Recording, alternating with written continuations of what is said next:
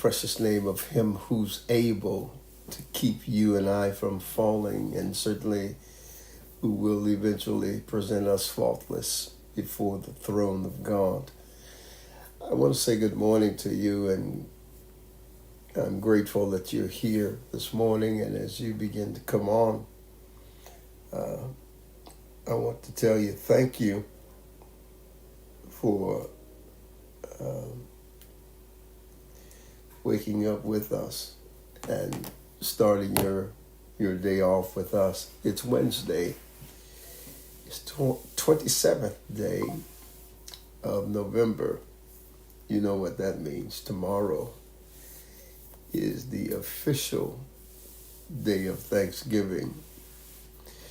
But this morning, I want to kind of preclude the moment and get in front of it, if you will, with our conversation.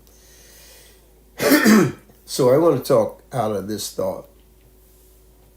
The season of Thanksgiving, the season of Thanksgiving. And I want to use for a passage of scripture, the Gospel of John, chapter 1, verse 14. And it reads on this wise. And the Word was made flesh and dwelt among us, and we beheld his glory, the glory of the only begotten of the Father, full of grace and truth. That's the Gospel of John, chapter 1, verse 14. And our central thought this morning is the season of Thanksgiving, the season of Thanksgiving. It's very interesting in this gospel because the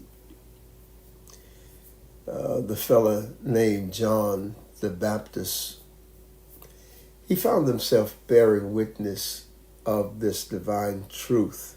And this is truth that you and I should be able to share among people that we come in contact with on a day-to-day basis.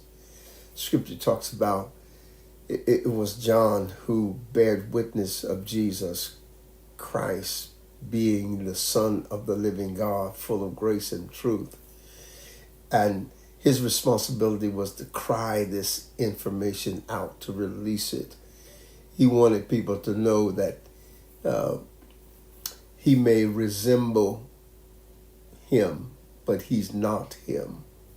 And this is important for us to be able to understand and repeat, because the Bible reminds us that it is God's gift, which is the gift of thanksgiving, that is being offered to you and to me.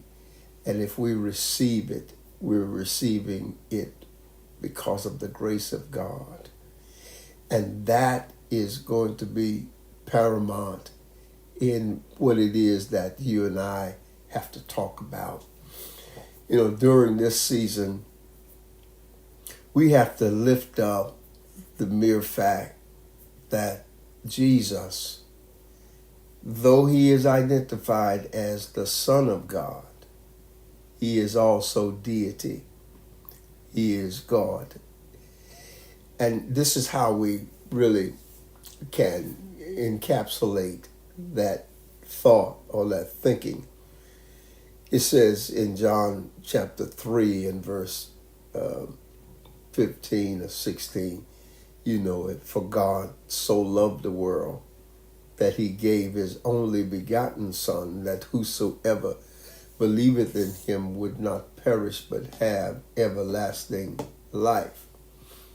And then in the first chapter of John, chapter 1 and verse 14, it indicates that the Word, which now is being identified as Jesus, says the Word was made flesh and it dwelt among us. And we beheld him from a distance, some up close. And we saw him as the only begotten of the Father, full of glory, full of grace, and full of truth.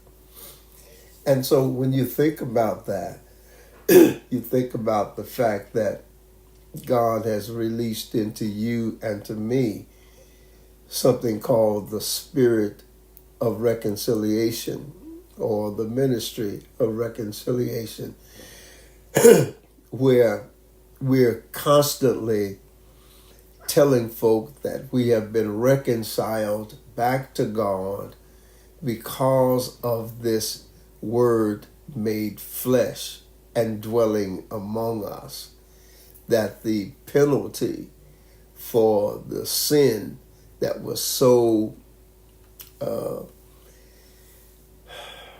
against our Father, it was being used, his blood. Thank God he was born.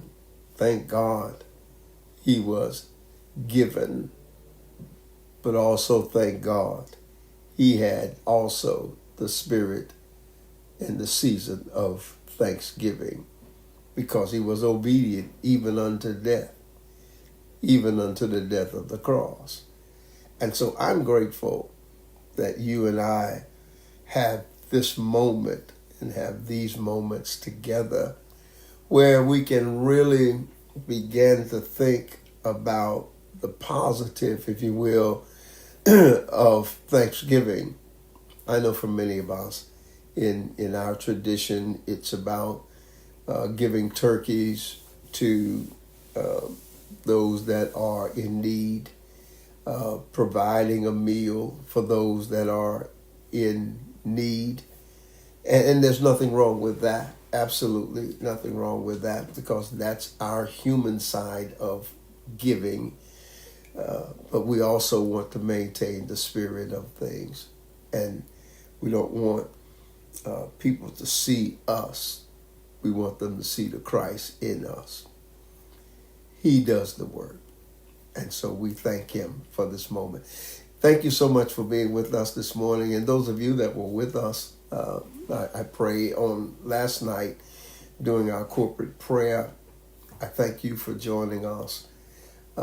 Also ask you to be prepared as we continue to go down this road of Thanksgiving.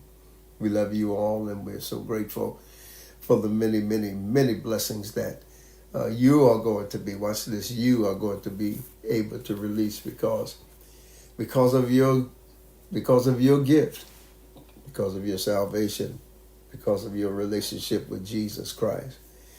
You now are going to be one who expresses the season of Thanksgiving. God bless you. Thank you much. And we look forward to seeing you as we travel throughout this time.